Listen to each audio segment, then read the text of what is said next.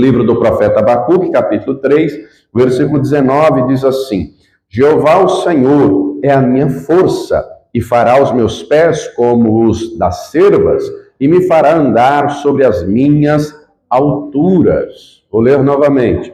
Jeová, o Senhor, é minha força, e fará os meus pés como os das cervas, e me fará andar sobre as minhas alturas. Na King James vai dizer, né, Yahvé Adonai, o Senhor, o soberano é a minha força, ele faz os meus pés como do cervo e faz-me caminhar por lugares altos. E aí tem a menção de que, para o cantor mor, sobre os instrumentos de música, que dá a entender que Abacuque cantou isso, declarou isso, porque esse texto encontramos em outros lugares no decorrer da Escritura, e daqui a pouquinho você vai entender. O Senhor nos dá força, o Senhor firma os nossos passos e nos coloca em lugares altos para que o nome dele seja glorificado através da nossa vida. E eu pergunto, você crê nisso? Então eu vou ler mais uma vez, você repete após mim, por gentileza. Vamos lá. Jeová, o Senhor, é minha força, e fará os meus pés como os das cervas, e me fará andar sobre as minhas alturas.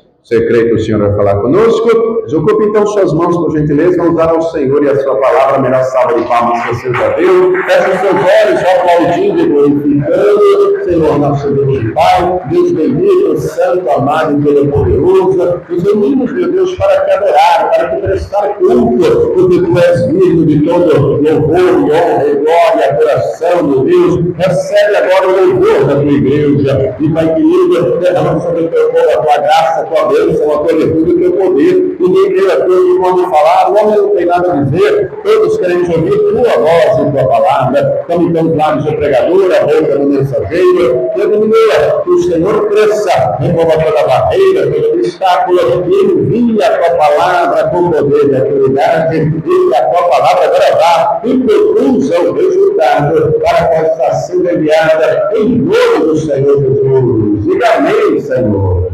Tome o teu assento, por gentileza, mas preste muita atenção, não se distraia. Se você trouxe aí papel e caneta, tome nota do que vai ouvir e aprender. Se trouxe o celular, coloque no modo avião, abra o bloco de notas e anote. Deus quer a palavra dele não só no papel ou no meio digital, mas no nosso coração. Amém? Muito bem. O livro do profeta Abacuque é um pouco diferente dos demais livros proféticos, né? Temos aí diversos profetas, não é? Alguns com livro, outros não. Por exemplo, temos livros do profeta Isaías, Jeremias, e Daniel, de Ezequiel, mas não há livro, por exemplo, do profeta Elias, do profeta Eliseu. Mas dos profetas que temos aqui, registrados na Escritura, os livros, Abacuque é um pouquinho diferente, porque não é uma palavra profética para uma pessoa, uma cidade, uma nação. O livro consiste nas indagações do profeta diante de Deus, os questionamentos. Ele vive num tempo difícil, num tempo de apostasia em Jerusalém, e ele vai questionar a Deus. E no livro tem os questionamentos e, obviamente, as respostas do Senhor. As respostas, e lhe aconselho a ler, obviamente, o livro inteiro, são somente 3 capítulos, e não somente ler, é claro, a palavra não nos instrui somente a ler, mas a meditar, que é estudar, ruminar, aprofundar o conhecimento. E o texto que lemos é o último versículo do capítulo 3. Ele termina com essa conclusão. E, aliás, os versículos anteriores, ele já descreve um cenário crítico, quando ele vai dizer, no versículo 17, ainda que a figueira não floresça, ainda que não haja fruto na vide, o produto da oliveira minta, ainda que não haja alimento nos campos e as ovelhas sejam levadas, as vacas levadas dos currais. E ele diz mais: todavia me alegrarei no Senhor. No versículo 17 ele escreve uma crise completa. Uma crise não só do ponto de vista econômico, porque ele está descrevendo uma escassez completa. Não tem trigo, não tem alimento, não tem leite, não tem carne da vaca, não tem lã, não tem nada. Ele descreve uma cena trágica. Mas não é somente a questão de crise em si, porque o contexto, você bem sabe, que trigo na Bíblia representa a vida material, o vinho não tem... na videira, o vinho representa a vida emocional saudável, e o azeite, o óleo, é símbolo do quê? Do Espírito Santo. Então, uma vida afetada nessas três áreas, material, emocional, espiritual. Mas ele deixa claro, eu me alegrarei no Senhor. No Senhor. E ele conclui dizendo, o Senhor é a minha força. Ao longo da Escritura, nós encontramos vários textos falando a esse respeito, e ele faz uma ilustração em seguida. Além de dizer, o Senhor é a minha força, ele diz, fará dos meus pés como a cerva. Você bem sabe que na Escritura tem diversas analogias de gente com bicho, várias. A mais conhecida é comparando as pessoas com a ovelha. É a analogia que é mais repetida. Mas tem também a analogia comparando gente com bode, tem analogia comparando gente com porco, com cachorro, e a analogia aqui é com a águia também, enfim, com outros animais, mas essa analogia aqui é com a cerva. Com a cerva, dependendo da sua tradução, vai estar corça. É o mesmo animal, é um tipo de antílope, tá? Mas esse animal tem uma característica, e por isso da analogia, por isso que ele vai dizer, fará dos meus pés como das cervas, né? Porque a cerva, ou cervo, né, o antílope, enfim, a corça, é um animal que tem habilidade nas patas de andar em lugares pedregosos, montanhosos, e chega em lugares altos, e não escorrega, e não cai, porque os pés estão, as patas estão firmes. Compreenda você, então, que no decorrer da caminhada da vida, da nossa jornada cristã, nós vamos precisar de força, mas não a força do braço, a força que vem do Senhor. E ao longo da Escritura encontramos essa analogia aqui várias vezes. Se você for muito rápido de endereço, acompanhe os textos, senão vá só anotando, tá bom? Eu vou ser bem rápido nas analogias que temos no decorrer da Escritura. A primeira delas, Gênesis 49, versículo 21, Jacó, Israel, no final da vida, chama seus filhos, os 12, ele era profeta, e a cada um ele dá uma palavra profética. A respeito de Naphtali, Gênesis 49, 21, ele diz, é uma cerva solta, né? Um animal que anda com liberdade, ou seja, é alguém firme, alguém forte, né? Davi vai falar, segundo Samuel 22, 33, Deus é a minha fortaleza, é a minha força, e ele perfeitamente desembaraça o meu caminho, faz ele os meus pés como os das cervas, e põe-me sobre as minhas alturas. Esse mesmo texto aqui de 2 Samuel 22, Davi canta no Salmo 18, versículos 32 e 33, que diz o mesmo, Deus é o que me cinge de força, aperfeiçoa o meu caminho, faz meus pés como das cervas, põe-me nas minhas alturas. E essa analogia é clara, porque precisamos de pés firmes na fé. A Escritura diz, quem está de pé, cuide para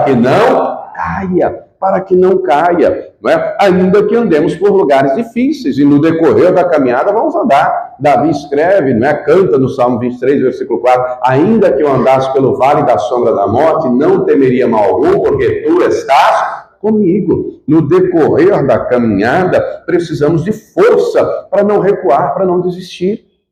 E Deus promete força. Salmo 29, versículo 11, Deus dará força ao seu povo. Declare para quem está ao teu lado, Deus vai dar força para você, Deus vai te fortalecer, Deus vai fortalecer os teus pés. Ao longo da Escritura temos várias declarações. Salmo 31, 8, Salmo 40, versículo 2, Salmo 66, 8, que Deus vai fortalecer os nossos passos, Deus vai nos firmar sobre a rocha, Deus não vai deixar os pés resvalar, Deus não deixará vacilar os nossos pés. Salmo 119, 105 diz, lâmpada para os meus pés é a tua palavra e luz para o meu caminho. Você já acordou à noite para ir no banheiro, ou para ir, sei lá, na cozinha, e deu uma canelada em algum móvel? Já não aconteceu isso? Quem anda à noite no escuro, irmão, vai se ferir, vai se machucar. Espiritualmente falando, uma pessoa que está em trevas, ela vai dar canelada na vida. Por isso que a luz do Evangelho vai iluminar teus passos. A luz da palavra vai iluminar para você não dar canelada, para você não cair, não é? Salmo 37, Davi diz no versículo 23, que os passos de um homem bom são confirmados pelo Senhor. Ainda que caia, o Senhor sustenta com a sua mão. Nós temos que andar dirigidos pela palavra, guiados pelo Senhor. Mas no decorrer da caminhada, você já tropeçou alguma vez em calçada, em algum lugar? No decorrer da vida, o pecado às vezes é um tropeção, né? Tá aí, tropeçou. Ô Senhor, me perdoe, eu fiz, falei, pensei, enfim, pede perdão. O pecado às vezes é um escorregão. Você já escorregou alguma vez? Já chegou a cair? Né? Caiu? Levanta. Pede perdão, se arrepende. O que não pode é ficar caído. Se não tiver força para levantar, pede que o Senhor vai estender a mão, é promessa dele. Ele diz, eis que eu, Senhor teu Deus, te tomo pela mão direita e te digo, não temas, porque eu te ajudo. Ele quer nos ajudar. Então o texto é claro, Jeová, o Senhor, Yahvé, a minha força, fará os meus pés como os da força. Ele vai dar força para ficar de pé. Porque uma pessoa que não tem força para ficar de pé, desmaia. Uma pessoa que não tem força para ficar de pé, vai cair. E nós precisamos ficar de pé e fortalecidos, porque Deus tem um propósito. Você pode declarar para quem está ao teu lado, Deus tem um propósito para a tua vida. Deus quer te colocar num lugar alto, para que através da tua vida, o nome dele seja glorificado. Mas para isso nós temos que fazer a nossa parte. Deus então promete força, não é? Encontramos, por exemplo, Efésios 6,10, no demais, irmãos meus, fortalecei-vos no Senhor e na força do seu poder. Encontramos o salmista dizendo, Deus é o meu refúgio, é a minha fortaleza, socorro tem presente na hora da angústia. Talvez você saiba de cor, então vamos declarar juntos, Salmo 91, que diz assim, aquele que habita no esconderijo do Altíssimo, a sombra do Onipotente, descansará. Direi ao Senhor, Ele é o meu Deus, o meu refúgio, a minha fortaleza, e nele confiarei. Então Ele é o meu refúgio, a minha fortaleza, Ele vai te dar força. Para quê, pastor? Para você ficar de pé na fé. Para viver pela fé. Aliás, Abacuque declara aqui no capítulo 2, versículo 4, que o justo viverá da fé. O problema é que muita gente ainda não entendeu essa verdade espiritual. Nós temos que viver da fé, e não por emoção, e não por sentimento. A alma é influenciada por aquilo que vê, por aquilo que ouve. A alma, minha gente, é gangorra, é montanha-russa, é turbilhão de emoções. Ontem fui levar meus filhos no parque para brincar, e fui brincar de gangorra com os meus filhos. Penso que eu tenho que mandar 2 sentar do outro lado, né? Pelo meu peso, senão não dá, não é? Para pelo menos equilibrar. Eu botei a Gabriela e o Israel, que aí chega ali na média dos 90 e poucos quilos, né? Aí equilibra. Mas gangorra, uma hora está em cima, outra hora está embaixo. A alma é assim, querido.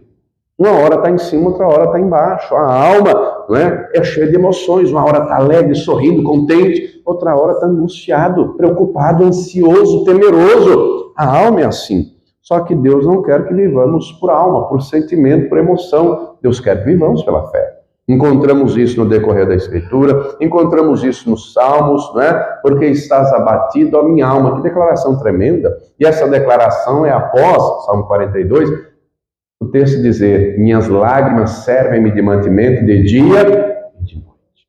Note que citei a você diversos textos, Deus dizendo, vou dar força, vou tomar seus passos. Irmão, as doenças da alma estão aí. E a depressão hoje é o mal do século. Nós vivemos em um tempo que a depressão é tão séria que tem gerado suicídio na vida de um monte de gente.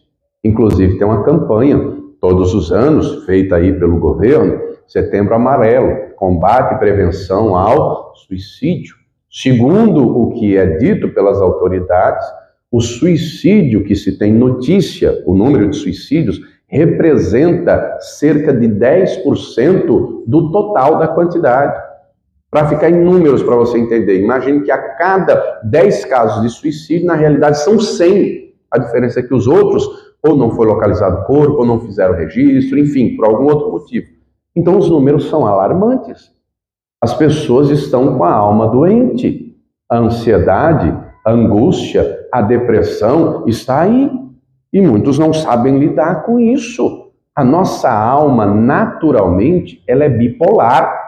É a tua, é a minha, é a nossa. Mas a Escritura traz remédio para isso. A Escritura nos ensina. Está escrito, lance sobre o Senhor a sociedade, Ele tem cuidado de vós.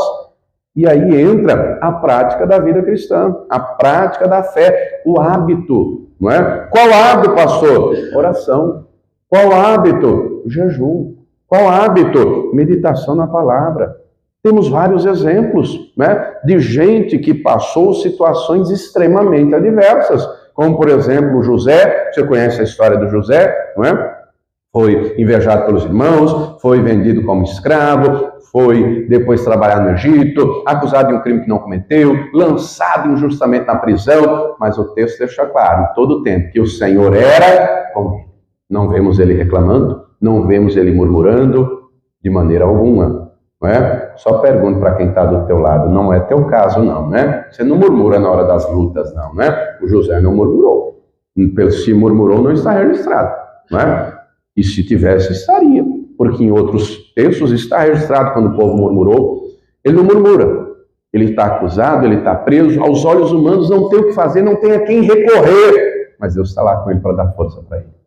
Deus está lá com ele para renovar ele. E declare para quem está ao teu lado, Deus está com você para renovar você também. Deus está com você para fortalecer. E Deus tem poder de firmar os seus passos para você não cair, para você não resistir, para você não desistir, para você não sucumbir, para você acreditar. Deus vai mudar essa história, porque aquilo que para o homem é impossível, não é impossível para Deus. Deus virou a história do José. Deus tem poder para mudar essa história na tua vida.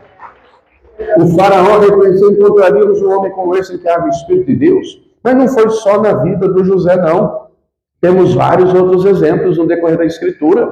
Citamos há pouco Davi. Davi enfrentou várias lutas. Davi vai dizer no Salmo 18: cordéis da morte me cercaram, angústias do inferno tomaram conta de mim, encontrei aperto e tristeza. Que situação dramática, não? Iminência de morte. Mas o que fez numa situação dessa? Se entregou? É isso que o diabo quer. Desista, ninguém vai fazer nada, Deus não vai fazer nada, ninguém te ajuda, ninguém faz nada. Mas foi isso que ele fez? Se entregou? Não. Invoquei o nome do Senhor, dizendo: livra, Senhor, a minha alma. E Deus livrou a alma dele, Deus vai livrar a tua alma também. Ainda que você esteja gemendo, chorando, a luta seja grande, Deus é contigo para te dar força. Compreenda que Deus não diminui as lutas. Diga para quem está ao teu lado: Deus aumenta a tua força. Porque as adversidades da vida são a academia da fé. Você não entendeu isso ainda não? E numa academia tem que exercitar. Você já foi na academia alguma vez? A pessoa vai lá na academia, começa lá pegando 1 quilinho. Não tem condição a pessoa querer chegar lá. Imagine você, o camarada acabou de chegar na academia, ele diga lá para o professor personal: olha, eu quero pegar aí 100 quilos do supino. Sabe o que o professor vai perguntar? Daqui quanto tempo? Daqui 1 ano, 2? Dá para a gente programar, né? Hoje, você pegar, você morre, você cai, você não aguenta. Né? Imagina uma mulher chegando lá, tem um aparelho chamado leg press, que é aquele de empurrar com os pés assim. A mulher chegando lá e dizendo: ô professor, eu queria pegar 300 quilos aí. Você está louca? Quer morrer? Você quer que o ferro te esmague? Né? Daqui quanto tempo? Daqui 1 ano, daqui 2, dá para a gente construir até lá. Né? Porque à medida que a pessoa mantém constância, vai pegando lá 1 quilinho. E aí, mantém constância dali 1 dia, 2, 1 semana, talvez um tempo, pega 2 quilos, 3 quilos, 5 quilos, vai aumentando. 1 quilo deixou de ser 1 quilo? Claro que não. É que a pessoa agora está mais forte. E diga para quem está do teu lado: Deus vai te fortalecer à medida que você exercita a fé. Agora, se não exercita a fé, vai ser um raquítico, vai ser um franzino espiritual, vai desmaiar diante dos problemas e lutas da vida.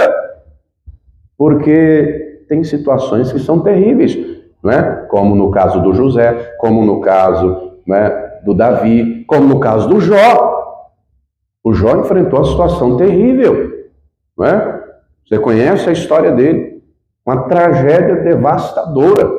Perdeu o patrimônio que trabalhou anos para construir, perdeu 10 filhos em um dia só, perdeu a saúde, o casamento foi estremecido, tinha tudo para cair na onda até do que a mulher disse: amaldiçoou-se Deus e morre. Ele caiu nessa? Não. Ele vai dizer lá na frente: eu sei que o meu Redentor vive e vai se levantar sobre a terra. E Deus se levantou, e Deus mudou a história dele, e Deus vai mudar a tua história também, meu irmão. Deus mudou a história do José e colocou o José no lugar alto. E através de José, o nome do Senhor foi glorificado. Deus virou a história do Davi, colocou Davi no lugar alto. E através de Davi, o nome do Senhor foi glorificado. Deus virou o cativeiro do Jó, colocou Jó no lugar alto. E o nome do Senhor foi glorificado. Então Deus através do lugar alto, ele vai te dar força, você não vai atuar, você não vai dirigir, ele vai ter você, vai te dar força para fortalecer os meus pés e no lugar alto. Isso não é do dia para a noite. E implica também na sua parte, nas decisões que você vai tomar. Por exemplo, um outro caso, um outro exemplo é Daniel. Daniel vive num período difícil, terrível da história de Israel. Ele é levado para a Babilônia, cativo, o templo foi destruído, Jerusalém foi destruída, ele é jovem, garoto, e ele é levado para lá, tem aí na cerca entre seus 16 e 20 anos de idade, chega lá na corte da Babilônia, a nação mais poderosa do mundo, nunca perdeu uma batalha, mas também, ao mesmo tempo que é a nação mais poderosa do mundo, é uma nação idólatra. É uma nação mergulhada na feitiçaria, no ocultismo, sem princípios e valores da palavra de Deus. Não tem nada disso. Uma cultura diferente. Já querem mudar a identidade dele e dos amigos, mudar o nome, mas Daniel toma algumas decisões. Ainda jovem, ele já tem convicção de fé. Se você ler o capítulo 1, versículo 8, está escrito que ele colocou no coração não se contaminar com a comida do rei. Era comida de rei, minha gente. Não era qualquer coisa, não era coisa pouca, era banquete. Ele tinha do que o rei comia, mas ele colocou no coração aquilo porque se ele come aquela comida, ele está pecando contra Deus. Em primeiro lugar, aquela comida era oferecida aos deuses babilônicos. Em segundo lugar, tinha ali comidas que Deus havia dito que não era para comer. Se você ler o livro de Levítico, está lá uma dieta balanceada. Dieta essa, não é? Que qualquer um hoje que seguir vai ter um corpo saudável. Ô, pastor, você não come carne de porco, não? Evite, irmão. Vou dizer que não como, não, que eu como, mas evito. É bom, não é bom? Mas para o corpo não faz muito bem, não. Não é?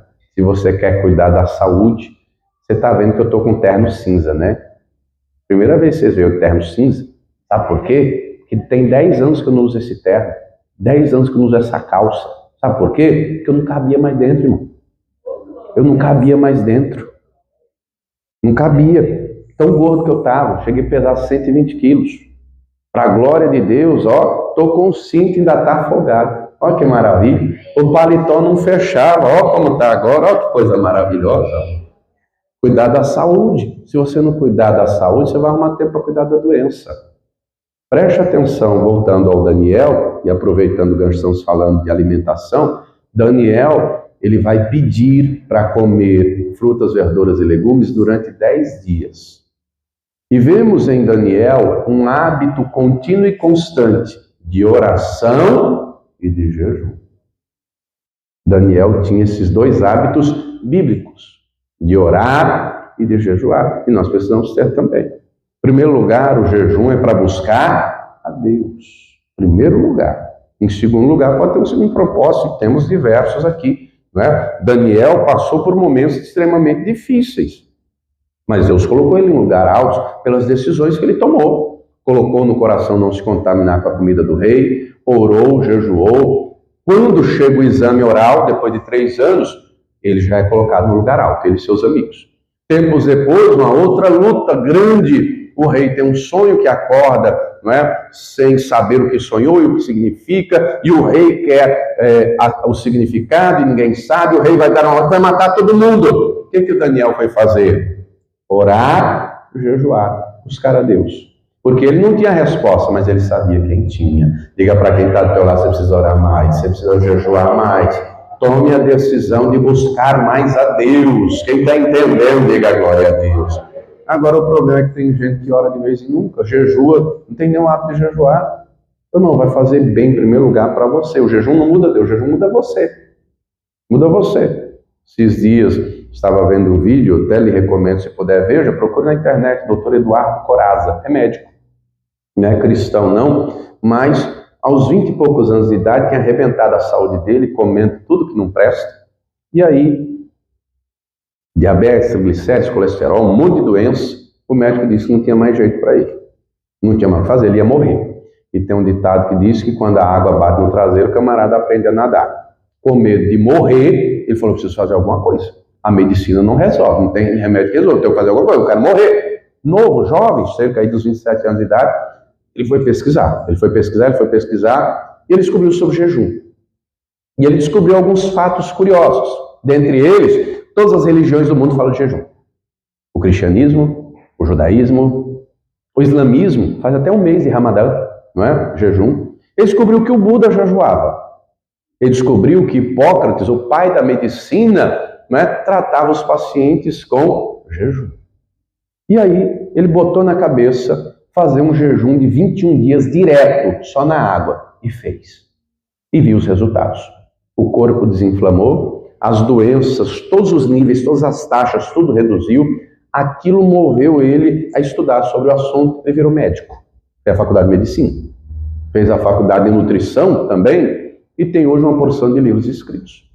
Uma outra médica, ele recomenda, procure, que essa usa jejum como tratamento. A mulher é doutora. É doutora não só porque tem a faculdade de medicina, mas porque tem doutorado, né? Procure lá, formada pela Unicamp, doutorado pela Unicamp, doutora Maíra Soleimani, se não me engano, depois você dá uma bugada lá, ela usa o jejum como tratamento, né? Só que aí cada caso é um caso personalizado. Nenhum nem outro desses médicos são cristãos, mas usam o jejum como tratamento para o corpo. Meu irmão, o jejum traz benefício em primeiro lugar para o seu espírito. O jejum traz benefício para a sua alma. E o jejum vai trazer benefício para o seu corpo também. Quem está entendendo, diga glória a Deus. Daniel sabia dessa realidade espiritual.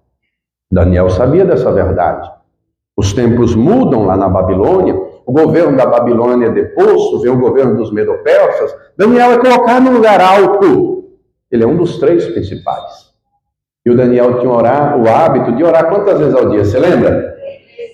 Não responda, só pense quantas vezes você ora por dia. Quanto tempo você jejua? Muito bem. Os invejosos lá, né, após ouvirem o rei pensar alto, que o rei pensou alto e disse, acho que eu vou colocar o Daniel como primeiro-ministro. Ele é capaz, esse cara é batuta, ele é bom, eu gosto dele, ele é honesto, ele é idôneo, vou colocar ele como primeiro-ministro. Os invejosos pensavam de jeito nenhum, um judeu como primeiro-ministro, de maneira nenhuma, vamos derrubar esse Daniel, vamos arrumar um jeito. Por investigar a vida de Daniel, puxaram a capivara de Daniel, puxaram tudo e não acharam nada, porque ele era honesto, ele era idôneo, nele não havia erro, dolo, culpa, nada. Só que ao investigar a vida do Daniel, perceberam um detalhe. Qual detalhe? Que ele orava 3 vezes ao dia. Ele orava 3 vezes ao dia. E aí bolaram um plano engenhoso. Vamos conseguir uma ordem do rei, uma autorização, uma lei assinada, para que qualquer um que durante 30 dias for pego, orando, pedindo algo a qualquer Deus que não seja o rei, seja lançado na cova dos leões. E o rei caiu nessa. Botaram o ego do rei lá em cima, o rei assinou, e o Daniel foi para onde? Na cova. Deus livrou Daniel da cova? Não, da cova não. Daniel foi para a cova, mas o Senhor foi com ele. Meu irmão, compreenda, ainda que você esteja em meio de luta, de adversidade, levanta a mão, declare, o Senhor está comigo, e o Senhor é a minha força, e o Senhor é a verdade dos meus pés, e Ele me dará força, Ele vai mudar essa história, porque Ele tem uma proposta na minha vida, Ele vai me colocar no lugar alto, e eu vou glorificar o nome dEle, reconhecendo que é Ele. O Daniel foi para a cova, mas o anjo do Senhor foi lá, e fechou a boca dos leões, e outro dia, o Daniel foi tirado da cova, os invejosos foram lançados na cova, e o rei fez um decreto dizendo que em todo o reino todos deveriam temer e tremer diante do Deus de Daniel, porque o Deus de Daniel livra e salva e tapa a boca dos leões. Deus livrou Daniel da cova, ele tem o reino eterno, e esse Deus poderoso que você serve, e esse Deus vivo que vai pegar força, que vai fortalecer, que vai ter os seus passos. Agora você tem que fazer a sua parte também. O problema de muita gente é que só acha que Deus tem que fazer tudo, o Espírito Santo tem que fazer tudo. Irmão, deixa de ser preguiçoso, deixa de ser vacilão, faz sua parte, ora mais, medita mais, estuda mais, jejua mais, busca, faz a sua parte que Deus vai fazer a dele. Não é? Temos vários exemplos, a Esther na Pérsia, estava lá, não é? Mudou a capital do império, agora é a Pérsia, não é? A capital Suzã, e aí está lá o primeiro-ministro, que é o Amã, tem ódio de judeu, quer matar todos os judeus, consegue, né? Faz mais ou menos o que os invejosos fizeram com Daniel, fizeram lá com o rei. O Amã consegue a mesma coisa, ludibriar o rei para assinar uma lei, marcando o dia e hora de exterminar o povo judeu. O dia e a hora. Ele constrói uma forca gigantesca para matar o Mardoqueu. Quem morreu naquela forca foi ele, o Amã. Mas Deus coloca Esther num lugar estratégico. E Deus usa Mardoqueu para dizer, minha filha, Deus te colocou aí para esse tempo. Você acha que Deus te colocou nessa posição de rainha por acaso? O que a Esther foi fazer? Diga comigo, orar e jejuar. conseguiu graça diante do rei, conseguiu autorização para o seu povo se defender, e Deus colocou ela. O Mardoqueu virou primeiro ministro numa posição alta, e o nome do Senhor foi glorificado. Querido, querida, Deus quer te colocar também numa posição alta. Ô pastor, vai ser como? Eu não sei. Eu sei que Ele vai te dar força, eu sei que Ele vai fortalecer os teus pés, eu sei que se você fizer a sua parte, Ele vai fazer a dele. Agora, o problema é que muita gente aqui não ora, não jejua, não busca, não aplica a palavra, não é? Eu citei há pouco o Salmo 37, vai lá comigo no Salmo 37, versículo 23, está escrito assim: os passos de um homem bom são confirmados pelo Senhor, e Ele, o Senhor, deleita-se no seu caminho. Os passos de um homem bom, não de um homem mau. Os passos de alguém que anda iluminado pela palavra de Deus. Se a palavra diz para eu orar, eu tenho que orar. Se a palavra ensina a jejuar, eu tenho que jejuar. Se a palavra ensina a perdoar, por mais difícil que seja, eu tenho que perdoar. Se a palavra diz que é bem-aventurado o misericordioso, porque ele vai alcançar misericórdia, meu coração tem que ser implacável? Claro que não, meu coração também tem que ser misericordioso. Eu tenho que fazer misericórdia, senão não recebo misericórdia. Se a palavra diz que eu tenho que me santificar, e o texto é claríssimo em dizer: sem santificação ninguém verá a Deus. Se a palavra diz que eu tenho que honrar a Deus com minha vida, com meu corpo, com meus lábios, com as contribuições, com dízimos e ofertas, eu tenho que fazer o que a palavra ensina. Se a palavra diz que eu tenho que amar minha esposa como Cristo amou a igreja, eu tenho que me esforçar para fazer isso. Se a palavra fala da esposa em relação ao marido, do pai em relação aos filhos, do filho em relação aos pais, eu tenho que fazer. O problema é que muita gente só tem a palavra na teoria. Teoria sem prática é hipocrisia. Deus quer te dar forças. Deus quer firmar os teus passos. Deus quer te colocar em um lugar alto, para que você, quando chegar no lugar alto, reconheça: foi Deus que me colocou. E, querido, se depender do Senhor, preste atenção, Ele já te colocou num lugar bem alto, viu? Como assim, pastor? Eu não estou entendendo. Não está entendendo? Então vamos ler o texto para você entender. Vai lá comigo na carta de Paulo aos Efésios. Paulo passou também por tudo isso, né? Paulo também passou por lutas, por adversidades. Paulo passou por muita coisa, mas Deus deu força para ele. É Ele que vai dizer que o poder do Senhor se aperfeiçoa na nossa fraqueza. É Ele que vai dizer: fortaleceis o Senhor na força do seu poder. É Ele que vai dizer tudo isso. É Ele que vai dizer o que está escrito aqui. Encontrou aí? Pegue aí a palavra. Carta aos Efésios, capítulo 2. O Senhor já nos colocou em um lugar altíssimo. Já nos colocou em um lugar altíssimo. E que lugar é esse? Vamos ler então. Vou ler a partir do versículo 1 para você entender o contexto.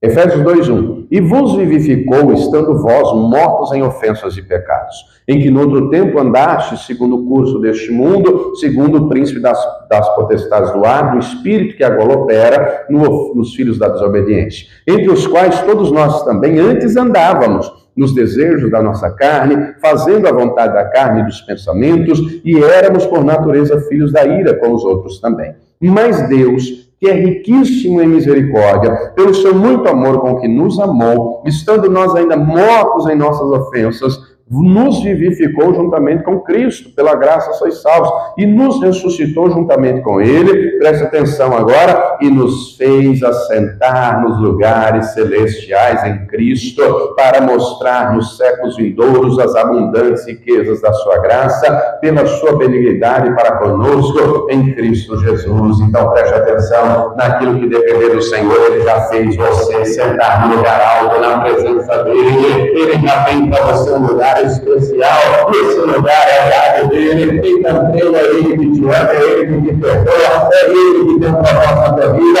e todas as coisas cooperam juntamente para ver aquele que te ama. Ô pastor, não dá, minha alma está doendo. Passou no coração da Santa Maria, chegou, o problema chegou, a adversidade chegou, mas o Senhor está pronto para criar força. Meu filho, meu família, vem para separar, vem ainda da primeira não beleza, vem para ainda Deus está com você, Ele vai dar paz, Ele vai dar vida, Ele vai dar força. Quem está entendendo que agora Deus nos fez assentar nos lugares celestiais em Cristo. Em Cristo. Então a nossa mente, o nosso coração, a nossa cabeça tem que estar nas coisas que são do alto. E aí o problema de muita gente é que a cabeça só está nas coisas que são da terra. Só está nas coisas que são da terra. Na carta aos Colossenses, no capítulo 3, abra aí comigo. Carta aos Colossenses, capítulo de número 3. Carta aos Colossenses, abra aí comigo. Capítulo de número 3. Encontrou? Eu vou ler também a partir do versículo 1. Quem encontrou, diga amém. Quem não encontrou, diga curso de teologia. Efésios 3:1. Portanto, se já ressuscitastes com Cristo, buscai as coisas que são da onde? De cima, onde Cristo está sentado à destra de Deus. Pensai nas coisas que são de cima e não nas que são da terra, porque já estáis mortos e a vossa vida está escondida com Cristo em Deus. Olha só, quando Cristo, que é a nossa vida, se manifestar, então também vós os manifestareis com ele em glória. Versículo 5. Mortificai os vossos membros que estão sobre a terra. A prostituição, a impureza, o apetite desordenado, a vil concupiscência, a avareza, que é a idolatria. Somente até aqui continua uma lista imensa de pecados. Uma lista imensa. Agora a questão é, se eu já ressuscitei, eu preciso ressuscitar. Mas só ressuscita quem morreu. Não é? Compreenda você que, em primeiro lugar, tem que ser morto pelas águas do batismo, em primeiro lugar, não é? Mas não somente pelas águas do batismo. Está escrito, quem é nascido da carne é carne, quem é nascido do espírito é espírito. Então, em primeiro lugar, batismo nas águas. Só que em segundo lugar, não é? Tem que nascer também do Espírito, tem que se encher do Espírito Santo. Tem que mortificar os membros que estão sobre a terra. O corpo do pecado tem que ser sepultado a cada dia. Como é que eu faço isso, pastor? Eu tenho que andar em espírito e não na carne. Os pensamentos aqui dentro têm que estar mais linkados com as coisas de Deus do que com as coisas aqui da terra. O problema é se o nosso Wi-Fi estiver conectado só nas coisas da terra, aí não vai conseguir pensar nas coisas que são do alto. Aí só vai ver impossibilidade. Aí só vai ver as lutas, aí não vai viver pelos olhos da fé. Depois você lê lá o texto do segundo livro de Reis, quando o rei da Síria manda lá o exército ir prender Eliseu, o Geazi está vendo um exército, carros, cavalos, armados até os dentes para prender o profeta. E o profeta está vendo o quê? Você lembra? Meu Deus, só quem está vivo, diga amém. O Geazi está vendo um exército armado até os dentes, de homens, com sangue nos olhos, querendo prender o profeta, mas o profeta está vendo o quê? O profeta está vendo um exército celestial de anjos, ele está vendo carro de fogo, espada de fogo, e os anjos do Senhor ao redor dele. Se você pensar nas coisas que são do alto, meu irmão, ainda que ninguém se levanta, Deus estará com você, ele vai abrir os seus olhos para ver. Se o Senhor abrir os teus olhos e você ver, ainda que você esteja hoje doente, você vai acreditar, meu Deus vai me curar. Ainda que esteja dentro de você em impossibilidade, você vai ver pelos olhos da fé, e Deus vai operar na tua vida, que o nome dele seja glorificado. Agora a questão é que muita gente vive igual galinha da Angola. Como é que fala galinha da Angola? Você lembra? Tô fraco, tô fraco, tô fraco. Porque está os olhos só aqui nas coisas da terra. Não se fortalece, não busca. Não é? O texto é claro em dizer, versículo 2, pensai nas coisas que são de cima. O que é que ocupa sua mente? Quanto tempo você gasta nas coisas aqui da terra?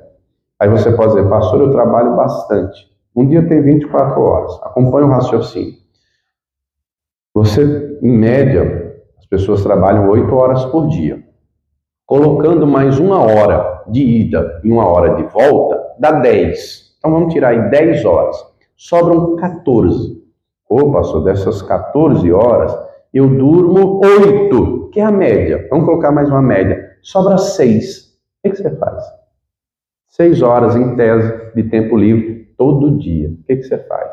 Ô, pastor, eu faço isso, faço aquilo, faço aquilo. Quanto tempo você ora? Quanto tempo você busca Deus? Quanto tempo você medita na palavra? Quanto tempo você louva? Gaste mais tempo com Deus, querido. Gaste mais tempo com as coisas que são de cima, porque o mundo aqui é ansioso. O mundo aqui é acelerado. O mundo aqui jaz no maligno, põe um ritmo. Você já reparou? É acelerado, é acelerado. Acorda cedo, dorme tarde, faz isso, faz aquilo, faz isso, faz aquilo. É tanta demanda, é tanta demanda, tanta demanda. Se você não tomar cuidado, você passa o dia inteiro e você não orou. Não lembra nem na hora da comida dizer obrigado, Senhor, por esse alimento.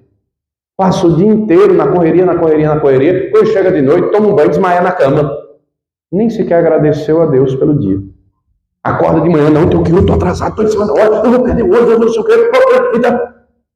E essa correria todo dia. Mas sabe o que vai acontecer? Você vai infartar, irmão. Pastor misericórdia! Procure médico. É o que ele vai dizer para você. Anda nesse ritmo, nessa correria, você vai infartar. E hoje até jovem está infartando. Olha a seriedade da coisa. Não é? Coração ansioso, preocupado, que eu tenho que isso, eu tenho que aquilo. Aí não entra no lugar de descanso no Senhor. Aí não pensa nas coisas que são de cima. Aí não gasta o tempo com Deus que deveria. Aí espiritualmente está fraco. Aí diante de qualquer luta, sucumbe, desiste, desanima, retrocede. Meu irmão, diante das adversidades da vida, Deus quer você forte e de pé. Por mais difícil que seja, Deus vai estar com você. Agora você tem que fazer a sua parte. Quem está entendendo, diga glória a Deus. Não é? Deus só vai fazer o impossível. O possível somos nós. Vemos José tomando decisões, vemos Davi tomando decisões, vemos o Daniel tomando decisões. Que decisões? De fé, de obediência, de perseverança, de consagração, oração, jejum, enfim.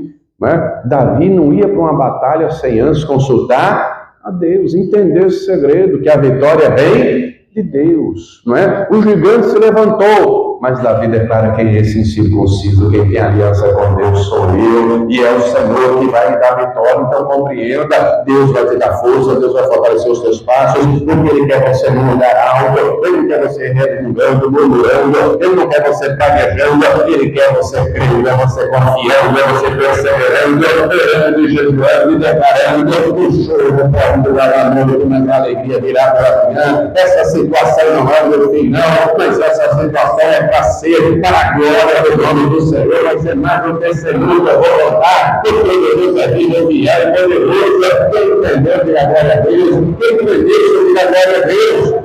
Se coloque de pé, então, por gentileza. Se coloque de pé. Nós temos que fazer a nossa parte. Porque naquilo que depender do Senhor, Ele vai dar força. Naquilo que depender do Senhor, Ele vai fortalecer os nossos passos, os nossos pés. O Senhor é a minha força, e me fará os meus pés como os das cervas, e me fará andar sobre as minhas alturas em lugares altos. Compreenda você que Ele já fez você assentar em lugares celestiais em Cristo. Agora pense, não responda: você já entrou nesse lugar? Naquilo que depender do Senhor, você já está. É o que o texto diz: nos fez sentar nos lugares celestiais em Cristo. Meu irmão, quando você entra neste lugar espiritual, você sente desse tamanho, diante de uma imensidão, de uma infinidade. Deus é imenso. Mas ao mesmo tempo, você se sentindo um grãozinho de areia num oceano gigantesco, você contempla o amor de Deus, a santidade do Senhor, o abraço carinhoso dele.